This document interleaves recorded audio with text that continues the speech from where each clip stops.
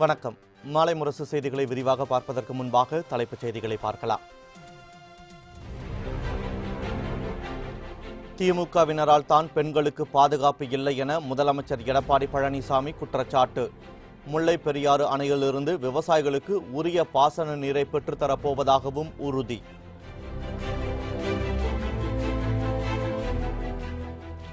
மக்களின் அடிப்படை உரிமைகளை பாதுகாப்பது அதிமுக அரசு என துணை முதலமைச்சர் ஓ பன்னீர்செல்வம் பெருமிதம். மக்களுக்கு எந்த ஒரு திட்டத்தையும் திமுக கொண்டு வரவில்லை எனவும் பிரச்சாரம்.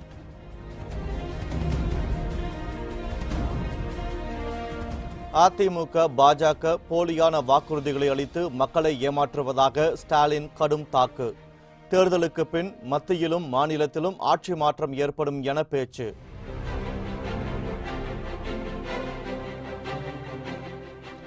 மேகதாட்டு அணைக்கு அனுமதி அளித்த பாஜக அரசு தமிழகத்திற்கு துரோகம் இழைத்துவிட்டதாக வைகோ சாடல். ஜெயலலிதாவின் திட்டங்களை தமிழக அரசு சிறப்பாக செயல்படுத்துவதாக ஜி.கே. வாசன் புகழாரம்.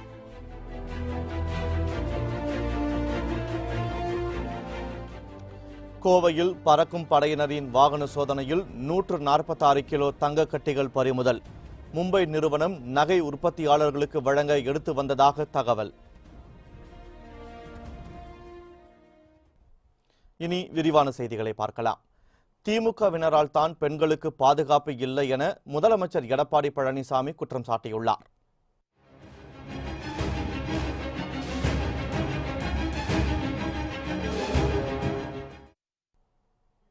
மதுரை மாவட்டம் மேலூரில் அதிமுக கூட்டணி வேட்பாளர் ராஜ் சத்தேனை ஆதரித்து முதலமைச்சர் எடப்பாடி பழனிசாமி சூறாவளி பிரச்சாரம் மேற்கொண்டார்.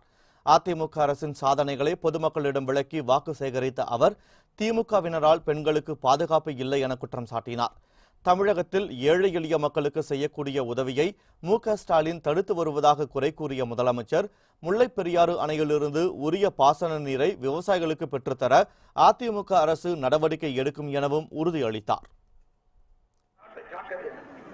இன்னைக்கு திராவிட முன்னேற்றங்களுடைய அராஜகம் எல்லாம் மீறி போயிட்டு இருக்குது. இன்னைக்கு அழகு நிலையத்துல போது பெண்கள் அடிக்கிற காட்சி உதவுதைன்னு வதிக்கிறான் ஒரு பெண்ணா. அந்த பெண் கதவுறாங்க. எல்லாம் தொலைக்காட்சியில் பாத்தீங்களா இல்லையா? அதே போல 5 நாளைக்கு முந்தி ரயில்ல போகும்போது ஒரு கர்ப்பிணி பெண்ணை திமுக செயற்குழு கற்பழிக்க முக்கிறான்னு சொல்லி பலாத்காரம் செஞ்சான்னு சொல்லி பத்திரிகை எல்லாம் பார்த்திருப்பீங்க. அவர் மீது வழக்கு போட்டு இப்ப ஜெயிலுக்கு ஸ்டாலின் பேசுறார். பெண்கள் பாதுகாப்பு பத்தி மதுரையில பேசுறார். உங்க கட்சிக்காரங்க இருக்கிறதா நாட்டுக்கு பாதுகாப்பு தேவையில்லை. அவனாலதான் இவ்வளவு கஷ்டமே. திமுக காங்கிரஸ் கூட்டணி ஆட்சியில் மக்கள் என்ன பயன் பெற்றார்கள் என அதிமுக ஒருங்கிணைப்பாளரும் துணை முதலமைச்சருமான ஓ பன்னீர்செல்வம் கேள்வி எழுப்பியுள்ளார். தென்சென்னை மக்களவைத் தொகுதி வேட்பாளர் ஜெயவர்தனை ஆதரித்து மயிலாப்பூர், விருகம்பாக்கம், கோயம்பேடு ஆகிய பகுதிகளில் துணை முதலமைச்சர் ஓ பன்னீர்செல்வம் வாக்கு சேகரித்தார். அப்போது பேசிய அவர் 10 ஆண்டு காலம் காங்கிரஸ் அரசில் இடம்பெற்ற திமுக நாட்டு மக்களுக்கு எந்த ஒரு திட்டத்தையும் கொண்டு வந்து சேர்க்கவில்லை என குற்றம் சாட்டினார். தான் உயிரோடு இருக்கும் வரை ஸ்டாலினை முதல்வராக விடமாட்டேன் என கர்ஜித்த வைகோ தற்போது ஸ்டாலினை முதல்வராக அமர வைப்பேன் என கூறுவதாகவும் வைகோ கெட்டுப்போய்விட்டார் என்றும் துணை முதலமைச்சர் ஓ பன்னீர்செல்வம் விமர்சித்தார். தீர்ப்பு வழங்கக்கூடிய தேர்தல். இதற்கு முன்னாலே காங்கிரஸ் திமுக கூட்டணி ஆட்சி மத்தியில் ஆட்சியில் இருக்கிறது. தமிழகம் புரட்சித் தலைவர் அம்மா அவர்கள் நல்லாட்சி தந்திருக்கிறார்கள். திமுகவும் தமிழகத்தை ஆண்டிருக்கிறது. யாருடைய ஆட்சியில் நல்ல திட்டங்களை நாட்டு மக்களுக்கு அர்ப்பணித்தார்கள். அந்த திட்டத்தினுடைய முழுப்பொழுது மக்களுக்கு மக்களுடைய திருக்கரைகள் நேரடியாக கிடைக்க செய்கின்ற ஆட்சியை யார் மக்கள் அரசாக செய்து நடத்தினார்கள். மக்களுடைய அன்பையும் ஆதரவையும் பெற்று நல்லாட்சி நடத்திய ஆட்சியாளர்கள் யார் என்பதையெல்லாம் நீங்கள் தீர்மானித்து நீதிமன்றம் தீர்ப்பு வழங்கக்கூடிய தேர்தல் தான் இந்த நாடாளுமன்ற தேர்தல். 10 ஆண்டு காலம் காங்கிரஸ் திமுக ஆட்சி டெல்லி பட்டத்திற்கு ஆளுகின்ற பொறுப்பு இருந்தது. எந்த ஒரு உறுதியான திட்டத்தையும் மக்கள் நல திட்டங்களையும் நீண்டகால திட்டங்களையும் மத்திய அரசு நம்முடைய தமிழகம் எந்த பகுதியை கொண்டு வந்து சேர்க்கவில்லை. அதிமுக பாஜக கூட்டணி போலியான வாக்குறுதிகளை அளித்து மக்களை ஏமாற்றுவதாக திமுக தலைவர் ஸ்டாலின் குற்றம் சாட்டியுள்ளார். கரூர் மக்களவைத் தொகுதியில் திமுக காங்கிரஸ் கூட்டணி சார்பில் போட்டியிடும் காங்கிரஸ் வேட்பாளர் ஜோதிமணிக்கு வாக்கு கேட்டு ராயனூரில் பொதுக்கூட்டம் நடைபெற்றது. இதில் திமுக தலைவர் மு.க. ஸ்டாலின் கலந்து கொண்டார். அப்போது பேசிய அவர், வருகிற 18ஆம் தேதி நடைபெறவுள்ள நாடாளுமன்ற தேர்தலில் மத்தியிலும் மாநிலத்திலும் ஆட்சி மாற்றம் ஏற்படும் என்று தெரிவித்தார். நீட் தேர்வை ரத்து செய்வோம் என காங்கிரசின் தேர்தல் அறிக்கையில் கூறப்பட்டுள்ளதை சுட்டிக்காட்டிய ஸ்டாலின், அதிமுக பாஜக கூட்டணி போலியான வாக்குறுதிகளை அளித்து மக்களை ஏமாற்றுவதாகவும் குற்றம் சாட்டினார். மத்தியில் மோடி அவர்கள் தலைமையில் நடைபெற்றுக் கொண்டிருக்கக்கூடிய பாசிச ஆட்சிக்கு முடிவு கட்டுகிற தேர்தல் நாடாளுமன்றத்துடைய தேர்தல். இந்த இடைக்கால நிதி அறிக்கையில் பெரிய சலுகைகள் இல்லை. இந்த இடைக்கால நிதி அறிக்கையானது பாரதிய ஜனதா கட்சியுடைய தேர்தல் அறிக்கையாக அது விளங்கிக் கொண்டிருக்கிறது. பட்ஜெட்ல விவசாயிகளுக்கு 6000 ரூபாய் உதவித்தொகை அறிவிச்சிருக்கிறீங்க. அது போதுமானதல்ல. குறைந்தபட்சம் 12,000 ரூபாய் வழங்கிட வேண்டும். மாநிலங்களுக்கு தர வேண்டிய நிதியை கூட முறையாக மத்திய அரசு வழங்கிட. இதுதான் கூட்டாட்சி தத்துவமா? அதிமுக தோல்வி பயத்தால் திண்டுக்கல் தொகுதியை பாட்டாளி மக்கள் கட்சிக்கு ஒதுக்கியுள்ளதாக டிடிவி தினகரன் விமர்சனம் செய்துள்ளார். திண்டுக்கல் மக்களவைத் தொகுதியில் அம்மா மக்கள் முன்னேற்றக் கழகம் சார்பில் ஜோதி முருகன் போட்டியிடுகிறார். அவரை ஆதரித்து அந்த கட்சியின் துணை பொதுச் செயலாளர் டிடிவி தினகரன் தேர்தல் பிரச்சாரம் மேற்கொண்டார். மணிக்கூண்டு அருகே பரப்புரையாற்றிய அவர், திண்டுக்கல் மக்களவைத் தொகுதியில் பலமுறை வெற்றி பெற்ற அதிமுக இந்த முறை தோல்வியை சந்திக்கும் என்பதால் அதனை பாமகவிற்கு ஒதுக்கியதாக விமர்சனம் செய்தார். விவசாயிகள், மீனவர்கள் உள்ளிட்டோரை வஞ்சிக்கும் மத்திய மாநில அரசுகளை வீட்டுக்கு அனுப்ப வேண்டுமென வாக்காளர்களிடம் அவர் கேட்டுக் கொண்டார். வசமாக நம்மிடம் வந்து மாட்டிக்கொண்டார்கள். இந்த 18 தோல்விகளை 8 தோல்விகளை வெற்றி பெறவில்லை என்றால் இவர்கள் ஆட்சியை விட்டு வீட்டுக்கு போகின்றன இயற்கையாக உருவாக்கி இருக்கிறது. நீங்கள் விரும்பாத இந்த துரோக பழனிசாமி பன்னீர்செல்வம் கூட்டணியை முடிவுக்கு கொண்டு வரும். அதுபோல ஒருவரோடு சேர்ந்திருக்கின்ற தமிழகத்தை வந்திருக்கின்ற மோடியின் ஆட்சியை முடிவுக்கு கொண்டு வரும். மேகதாட்டு அணைக்கு அனுமதி தந்துள்ள பாஜக அரசு தமிழகத்திற்கு துரோகம் இழைத்து விட்டதாக வைகோ குற்றம் சாட்டியுள்ளார்.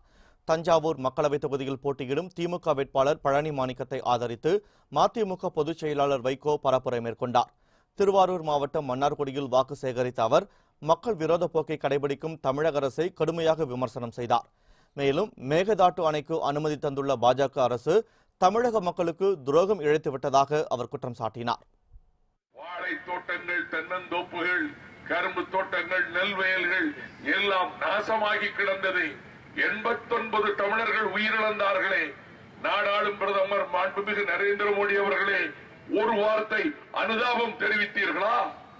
ஆறுதல் தெரிவித்தீர்களா? காவிரி நீர மக்கள் இவ்வளவு பெரிய கொடுமையான துயரத்துக்கு ஆளாகிவிட்டார்களே என்று பார்வையிடுவதற்கு உங்களுக்கு மனமில்லையா என்று சொல்லும். இப்பொழுது வெளிப்படையாகவே சுற்றுச்சூழல் அனுமதி மேகதாட்டு அணைக்கு தந்துவிட்ட நரேந்திர மோடி அரசு இதைவிட ஒரு துரோகம் தமிழ்நாட்டுக்கு அவர் செய்ய முடியாது. ஜெயலலிதா கொண்டு வந்த நல்ல திட்டங்களை அதிமுக அரசு சிறப்புடன் செயல்படுத்தி வருவதாக ஜி.கே. வாசன் கூறியுள்ளார்.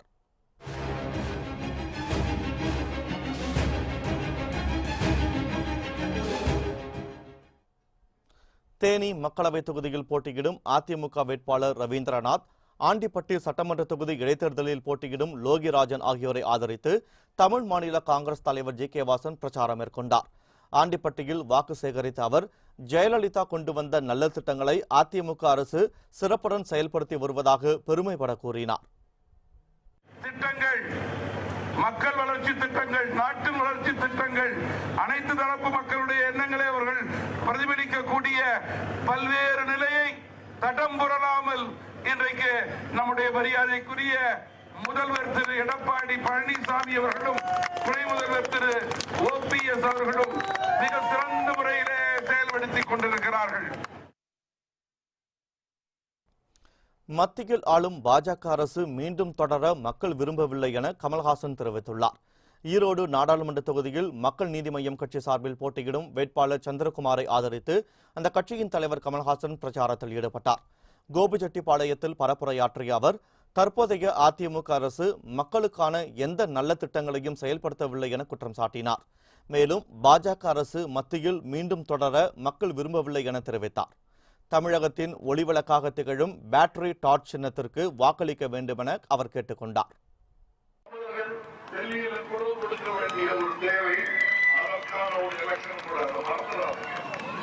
உங்கள் பிரதிநிதியாக இவர் அங்க போறார். எப்படியும் நாட்டுக்கு ஒரு பிரதமர் வரும், அது இழுபறியில வரப்போகுது. நீங்க வேணா பாருங்க, நரேந்திர மோடி ஒரு ஆள் ஜெயிக்க முடியாது. அதற்கான மனமாற்றம் மக்களிடையே வந்து விட்டது. அதுக்கு முன்னோடியாக தமிழகம் இருக்க போகிறது. உங்க எல்லாருக்கும் தெரியும். திமுக தலைவர் மு.க. ஸ்டாலின் எதற்கெடுத்தாலும் குறைகளை மட்டுமே பேசி வருவதாக பிரேமலதா விஜயகாந்த் விமர்சனம் செய்துள்ளார். திண்டுக்கல் மக்களவைத் தொகுதிக்கு அதிமுக கூட்டணி சார்பில் பாட்டாளி மக்கள் கட்சி வேட்பாளர் ஜோதிமுத்து போட்டியிடுகிறார். அவருக்கு ஆதரவு தெரிவித்து நத்தத்தில் தேமுதிக பொருளாளர் பிரேமலதா வாக்கு சேகரித்தார். அப்போது பேசிய அவர், மக்கள் ஆதரவுடன் அமைத்த மெகா கூட்டணியான அதிமுக கூட்டணிக்கு உற்சாக வரவேற்பு கிடைத்து வருவதாகவும் இது வெற்றிக்கான அறிகுறி எனவும் குறிப்பிட்டார். ஊழல் இல்லாத ஆட்சி நடைபெற வேண்டுமானால் நரேந்திர மோடியை மீண்டும் பிரதமராக வர வேண்டும் என்றும் அதற்கு மக்கள் அனைவரும் அதிமுக கூட்டணிக்கு வாக்களித்து வெற்றி பெற செய்ய வேண்டும் எனவும் கேட்டுக்கொண்ட பிரேமலதா, திமுக தலைவர் மு.க. ஸ்டாலின் எதற்கெடுத்தாலும் குறைகளை மட்டுமே பேசி வருவதாகவும் குற்றம் சாட்டினார். வளர்ச்சி திட்டங்களை அறிவித்து மக்களை சந்தித்துக் கொண்டிருக்கிறார். எதிர்கட்சி தலைவராக இருக்கின்ற ஸ்டாலின் குறைகள் மட்டுமே சொல்லி புகார் பெட்டியாக மாறி ரொம்ப நாள் ஆயிடுச்சு. அவர் வெறும் குறைகளை மட்டுமே எல்லார் மேலேயும் சொல்ற, ரொம்ப அவங்க யோக்கியர்கள் மாதிரியோ மற்றவங்க தான் தப்பான மாதிரியுமே சொல்லிக்கிட்டு வர. அதுக்கு ஒரே ஒரு பதிலடியா துரைமுருகன் வீட்டுல நடந்த ரெய்ட் அப்படிங்கறத யாரும் இங்க மறந்துடல. நரேந்திர மோடியின் நடவடிக்கையால் நாடு முழுவதும் சிறு தொழில்கள் பாதிக்கப்பட்டுள்ளதாக இந்திய கம்யூனிஸ்ட் கட்சியின் மாநில செயலாளர் முத்தரசன் குற்றம் சாட்டியுள்ளார். விருதுநகர் மக்களவைத் தொகுதி காங்கிரஸ் வேட்பாளர் மாணிக்கம் தாகூரை ஆதரித்து சிவகாசியில் பொதுக்கூட்டம் நடைபெற்றது. இந்த கூட்டத்தில் இந்திய கம்யூனிஸ்ட் கட்சியின் மாநில செயலாளர் முத்தரசன் கலந்து கொண்டு உரையாற்றினார். அப்போது கடந்த மக்களவைத் தேர்தலின் போது அளித்த வாக்குறுதிகள் எதையும் பிரதமர் நரேந்திர மோடி நிறைவேற்றவில்லை எனவும், நரேந்திர மோடியின் ஜிஎஸ்டி வரி விதிப்பு நடவடிக்கையால் நாடு முழுவதும் சிறு தொழில்கள் பாதிக்கப்பட்டுள்ளதாகவும் குற்றம் சாட்டினார். வருமானத்தை இரட்டிப்பாக்குவேன், எம்.எஸ். சாமிநாதன் கமிட்டியினுடைய பரிந்துரையை செயல்படுத்துவேன் என வாக்குறுதி கொடுத்தார். எந்த ஒரு வாக்குறுதியும் இன்றைக்கு நிறைவேற்றப்படவில்லை. அவர்களை நிறைவேற்றுவதற்கு மாறாக வந்து கொண்டிருக்கிறார். அதேபோல ஜிஎஸ்டி வரியால் நாடு முழுவதும் தொழில் பாதிக்கப்பட்டது, சிறுதொழில்கள் பாதிக்கப்பட்டது, பட்டாசு தொழில் பாதிக்கப்பட்டது, வணிகம் பாதிக்கப்பட்டது, விவசாயம் பாதிக்கப்பட்டது. அனைத்தையும் பாதிப்படைய செய்த மிகப்பெரிய தீங்கிழைத்த எல்லோரையும் வீட்டுக்கு அனுப்பிய ஆலைகள் எல்லாம் மூட வேண்டிய ஒரு அவசியத்தை கட்டாயத்தை ஏற்படுத்தியவர்தான் மோடி. ரோட்டரி சங்கத்தினர் பல்வேறு நன்மைகளை செய்து வருவதாக தமிழக ஆளுநர் பன்வாரிலால் புரோஹித் பெருமைப்பட கூறியுள்ளார். சென்னை வர்த்தக மையத்தில் ரோட்டரி மாவட்ட மாநாடு நிகழ்ச்சி துவங்கப்பட்டுள்ளது. 3 நாட்கள் நடைபெறும் இந்த நிகழ்ச்சியை ஆளுநர் பன்வாரிலால் புரோஹித் நேற்று துவக்கி வைத்தார். விழாவில் சிறப்புரையாற்றிய அவர், ரோட்டரி சங்கத்தினர் பல்வேறு நன்மைகளை செய்து வருவதாக பெருமைப்பட கூறினார். மாநாட்டில் இசைக்கலைஞர்களும் வல்லுநர்களும் கலந்து கொண்டு கலை நிகழ்ச்சிகளை நடத்தினர். இன்று நடைபெறவுள்ள நிகழ்ச்சியில் மாறும் வணிக போக்குகள், வளர்ந்து வரும் வாய்ப்புகள் என்ற தலைப்பில் வணிக கூட்டமைப்பு குழுவினர் உரையாற்ற உள்ளனர். கோவையில் உரிய ஆவணங்களின்றி வாகனத்தில் கொண்டு செல்லப்பட்ட 146 கிலோ தங்கக்கட்டிகளை பறக்கும் படையினர் பறிமுதல் செய்தனர். மும்பையை தலைமையிடமாக கொண்டு செயல்படும் பிரிங்ஸ் நிறுவனம் நாடு முழுவதும் கிளைகள் வைத்து நகை உற்பத்தியாளர்களுக்கு தங்கம் வழங்கி வருகிறது. கோவை புளியங்குளத்தில் பிரிங்ஸ் நிறுவனத்தின் வாகனத்தை சோதனையிட்ட பறக்கும் படையினர் ஆவணங்கள் இன்றி எடுத்து செல்லப்பட்ட 146 கிலோ தங்கக்கட்டிகளை பறிமுதல் செய்தனர். உடனடியாக அவற்றை கோவை மாவட்ட ஆட்சியரிடம் ஒப்படைத்ததுடன் வருமான வரித்துறைக்கும் தகவல் கொடுத்தனர். உரிய ஆவணங்களை காட்டிவிட்டு தங்கக்கட்டிகளை பெற்றுக் கொள்ளலாம் என மாவட்ட ஆட்சியர் தெரிவித்துள்ளார். மக்களவைத் தேர்தலுக்கான பாஜகவின் தேர்தல் அறிக்கை நாளை மறுநாள் வெளியாகும் என எதிர்பார்க்கப்படுகிறது. மக்களவைத் தேர்தலுக்காக காங்கிரஸ் உள்ளிட்ட எதிர்க்கட்சிகள் தங்களது தேர்தல் அறிக்கையை வெளியிட்டுள்ள நிலையில் மத்தியில் ஆளும் பாஜக இதுவரை தனது தேர்தல் அறிக்கையை வெளியிடவில்லை. காங்கிரஸ் தேர்தல் அறிக்கையில் இடம்பெற்றுள்ள முக்கிய அம்சங்களால் பாஜகவுக்கு நெருக்கடி ஏற்பட்டுள்ளது. இந்த நிலையில் காங்கிரசுக்கு போட்டியாக மக்களை கவரும் வகையில் பல கவர்ச்சி அம்சங்களை கொண்ட தேர்தல் அறிக்கையை பாஜக தயாரித்துள்ளதாக கூறப்படுகிறது. இதனை தயாரிப்பதற்காக மத்திய உள்துறை அமைச்சர் ராஜ்நாத் சிங் தலைமையிலான குழு அமைக்கப்பட்டுள்ளது. காங்கிரசின் தேர்தல் அறிக்கை பொய்யான வாக்குறுதிகள் கொண்டது என பரப்புரையாற்றி வரும் பிரதமர் நரேந்திர மோடி, மக்கள் விரும்பும் முக்கிய அம்சங்கள் பாஜக தேர்தல் அறிக்கையில் இடம்பெறும் என உறுதியளித்து வருகிறார். இந்த நிலையில் பாஜகவின் தேர்தல் அறிக்கையை நாளை மறுநாள் வெளியிடப் போவதாக கட்சி மேலிடம் தெரிவித்துள்ளது. டெல்லியில் உள்ள பாஜக தலைமை அலுவலகத்தில் தேசிய தலைவர் அமித்ஷா கட்சியின் தேர்தல் அறிக்கையை வெளியிடுவார் என்றும் பிரதமர் நரேந்திர மோடி உள்ளிட்ட முக்கிய தலைவர்கள் இந்த நிகழ்ச்சியில் பங்கேற்பார்கள் எனவும் கூறப்படுகிறது. செய்திகள் தொடர்கின்றன.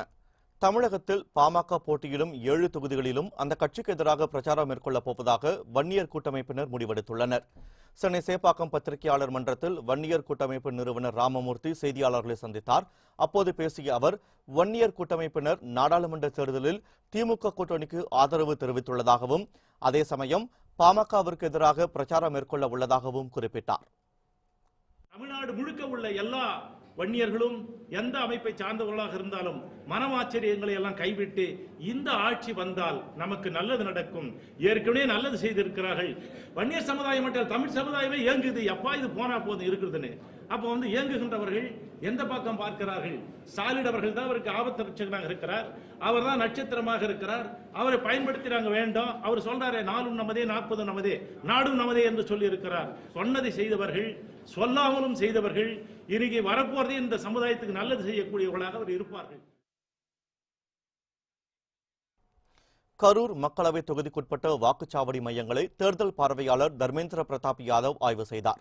தமிழகத்தில் ஏப்ரல் 18ஆம் தேதி ஒரே கட்டமாக மக்களவை மற்றும் காலியாக உள்ள 18 சட்டமன்ற தொகுதிகளுக்கான இடைத்தேர்தல் நடைபெறவுள்ளது. இந்த நிலையில் கரூர் மாவட்ட ஆட்சியர் அலுவலகத்தில் தேர்தல் நடத்தும் அதிகாரிகள் மற்றும் மாற்றுத்திறனாளிகள் சங்கங்களின் பிரதிநிதிகளுடன் தமிழக தேர்தல் பார்வையாளர் தர்மேந்திர பிரதாப் யாதவ் ஆலோசனை நடத்தினார். இதில் வாக்குச்சாவடி மையங்களில் மாற்றுத்திறனாளிகளுக்கு ஏற்படுத்தப்பட்டுள்ள வசதிகள் குறித்து எடுத்துக் கூறப்பட்டது. இதையடுத்து ஆத்தூர், பூலாம்பாடி, அரசு காலனி, பஞ்சமாதேவி உள்ளிட்ட பகுதிகளில் அமைக்கப்பட்டுள்ள வாக்குச்சாவடி மையங்களை ஆய்வு செய்தார். இந்த ஆய்வில் மாவட்ட ஆட்சியர் அன்பழகன், கோட்டாட்சியர் சரவணமூர்த்தி உள்ளிட்ட பலர் உடனிருந்தனர். கடலில் மீன்பிடிக்க சென்ற மீனவர் 4 நாட்களாகியும் கரை திரும்பாததால் அவரை மீட்க அரசு நடவடிக்கை எடுக்க வேண்டும் என குடும்பத்தினர் கோரிக்கை விடுத்துள்ளனர். கன்னியாகுமரி மாவட்டம் இனியம் சின்னத்துறையை சேர்ந்த மீனவர்கள் நெல்சன், அமல்ராஜ் ஆகியோர் கடந்த 4 நாட்களுக்கு முன்பு தேங்காய்பட்டினம் மீன்பிடி துறைமுகத்திலிருந்து கடலுக்கு மீன்பிடிக்க சென்றனர். அவர்கள் மீன்பிடித்துக் கொண்டிருந்த போது பலமாக காற்று வீசியதால் அமல்ராஜ் தடுமாறி கடலில் விழுந்ததாக கூறப்படுகிறது. கரை திரும்பிய நெல்சன் அளித்த தகவலின் அடிப்படையில் அந்த பகுதியைச் சேர்ந்த மீனவர்கள் கடலில் தேடி பார்த்தனர். ஆனால் அமல்ராஜை கண்டுபிடிக்க முடியவில்லை. இதையடுத்து கடலோர காவல் படை உதவியுடன் மாயமான மீனவரை மீட்க வேண்டும் என அவர்களது உறவினர்கள் அரசுக்கு வேண்டுகோள் விடுத்துள்ளனர். 2ஆம் தேதி காலையில் 5:30 மணிக்கு இங்கேருந்து தொழிலுக்கு போயிருந்தேன். போனவன் திருப்பி 4 நாள் ஆகியாச்சு. இதுவரை பையன் இங்கே வரையில, யாருமே எந்த நடவடிக்கை இங்கே எடுக்கிறதுக்கு வரல. அதனால எங்களுக்கு பையனை 3 பிள்ளைகள் இருக்கு, ஆம்பளை பிள்ளை, அம்மா இருக்கு, மனைவி இருக்கா, எல்லாம் இருக்காவு. யாருக்கும் எனக்கு யாரும் பார்க்க வரல. ஏதாவது என் மகனை கண்டுபிடிச்சு தரணும். காரைக்கால் சிறையில் விசாரணை கைதி மர்மமான முறையில் உயிரிழந்த நிலையில் நீதி விசாரணை நடத்த உறவினர்கள் கோரிக்கை விடுத்துள்ளனர். காரைக்கால் மாவட்டம் கோட்டுச்சேரியை அடுத்துள்ள திருவேங்கடக்குடியை சேர்ந்தவர் அழகர்சாமி. இவர் மீது கோட்டுச்சேரி காவல் நிலையத்தில் பல்வேறு வழக்குகள் உள்ளன. இந்த நிலையில் வழக்கு ஒன்றின் காரணமாக அவரை 2 நாள் நீதிமன்ற காவலில் வைக்க உத்தரவிட்டிருந்தது. இதையடுத்து காரைக்கால் கிளை சிறையில் அடைக்கப்பட்டிருந்த அழகர்சாமி மர்மமான முறையில் உயிரிழந்தார். இதுகுறித்து காரைக்கால் நகர காவல்துறையினர் விசாரணை மேற்கொண்டு வருகின்றனர். அழகர்சாமியின் மரணத்தில் மர்மம் உள்ளதாக கூறி வரும் அவரது உறவினர்கள் இந்த விவகாரத்தில் நீதி கிடைக்க வேண்டும் என கோரிக்கை விடுத்துள்ளனர். தெரியல, கேட்ட காலில் இறந்து போயிட்டேன்னு சொல்றாங்க. ஒரு ரிமாண்ட் பண்ற கைதியை கொண்டு போயிட்டு சிறைக்கு இது இருக்கு சொல்றாங்க. அவருக்கு ரிமாண்ட் பண்ணா வீட்டில் இன்ஃபர்மேஷன் தெரிவிக்கணும், அதுவும் எதுவும் தெரிவிக்கல. அவருக்கு எந்த இதுவும் மெடிக்கல் ஃபெசிலிட்டி பார்த்து தான் வைக்கணும். அவர் கேட்டால் மூச்சு திறனில் இறந்து போயிட்டேன்னு சொல்றாங்க. மூச்சு திறனில் உள்ள ஒரு பேஷண்ட்டை சப்ஜெக்டில் யார் ரிமாண்ட் பண்ணுவா? பொதுவாக மெடிக்கல் ஃபெசிலிட்டி இருக்கிற ஹாஸ்பிட்டல் ஃபெசிலிட்டியோட இருக்கிற ஜெயிலில் தான் ரிமாண்ட் பண்ண முடியும். கேட்டால் சரியான இன்ஃபர்மேஷன் கொடுக்கல. காயம், ரத்த காயம், எல்லா எவிடன்ஸும் இருக்கு. அது மட்டும் இல்லாமல் நல்லா இருந்த மனுஷன் பல்லு உடஞ்சி இடுப்பில் ரத்த கட்டு இருக்கு. திருத்தணி அருகே குடிநீர் கேட்டு பொதுமக்கள் காலி குடங்களுடன் சாலை மறியலில் ஈடுபட்டதால் பெரும் பரபரப்பு நிலவியது. திருவள்ளூர் மாவட்டம் திருத்தணி அருகே உள்ள சாய்பாபா நகர், கே நகர் உள்ளிட்ட பகுதிகளில் முறையாக குடிநீர் வழங்கப்படவில்லை என கூறப்படுகிறது. இதனால் ஆத்திரமடைந்த அந்த பகுதி மக்கள் சித்தூர் சாலையில் உள்ள பொதுப்பணித்துறை அலுவலகம் எதிரே காலி குடங்களுடன் மறியல் போராட்டத்தில் ஈடுபட்டனர். தகவல் அறிந்த திருத்தணி காவல்துறையினர் சம்பவ இடத்திற்கு சென்று பேச்சுவார்த்தை நடத்தினர். இதையடுத்து மறியல் போராட்டம் கைவிடப்பட்டது. முன்னதாக காவல்துறையினருக்கும் போராட்டக்காரர்களுக்கும் இடையே வாக்குவாதம் ஏற்பட்டதால் அந்த பகுதியில் சிறிது நேரம் பரபரப்பு ஏற்பட்டது.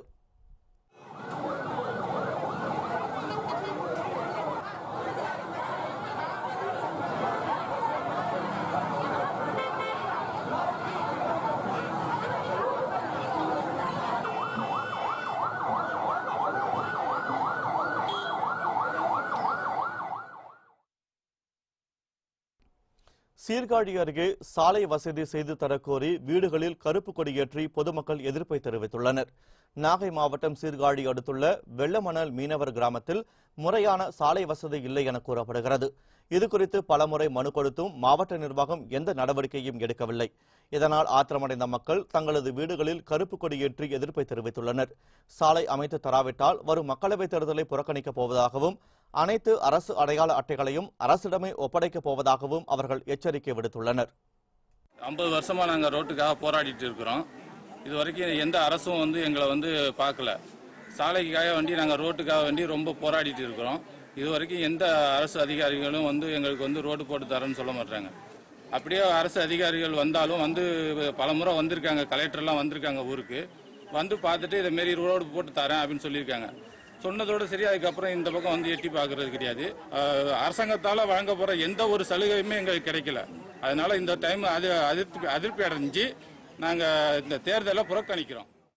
ரோடு ரொம்ப அவசியமானது. ஏன் அரசாங்கம் எல்லாருக்கும் எல்லா சலுகையும் செய்யுது, ஏன் இந்த ரோடை மட்டும் கொடுக்க மாட்டேங்குது? நாங்கள் இந்த தேர்தலை புறக்கணிக்கிறோம். நாங்கள் எல்லாத்தையும் ஒப்படைக்கிறோம், அரசாங்கத்திடம் எல்லாத்தையும் ஒப்படைக்கிறோம்.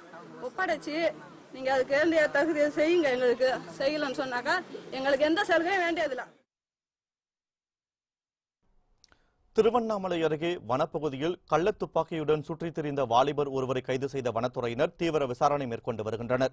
திருவண்ணாமலை மாவட்டம் புதுப்பாளையம் வனப்பகுதியில் சிலர் மான்களை வேட்டையாடி வருவதாக வனத்துறை அதிகாரிகளுக்கு தகவல் கிடைத்தது. இந்த தகவலின் அடிப்படையில் அந்த பகுதியில் வனத்துறையினர் தீவிர ரோந்து பணியில் ஈடுபட்டனர். அப்போது 4 பேர் கள்ளத்துப்பாக்கிகளுடன் நின்று கொண்டிருந்ததை அறிந்த அதிகாரிகள் அவர்களை சுற்றி வளைத்தனர். இதில் 3 பேர் தப்பி ஓடிவிட்ட நிலையில் ஒருவர் மட்டும் பிடிபட்டார். அவரிடமிருந்த கள்ளத்துப்பாக்கியை மீட்டு விசாரணை மேற்கொண்டு வருகின்றனர். தலைமறைவான 3 பேரையும் தேடி வருகின்றனர்.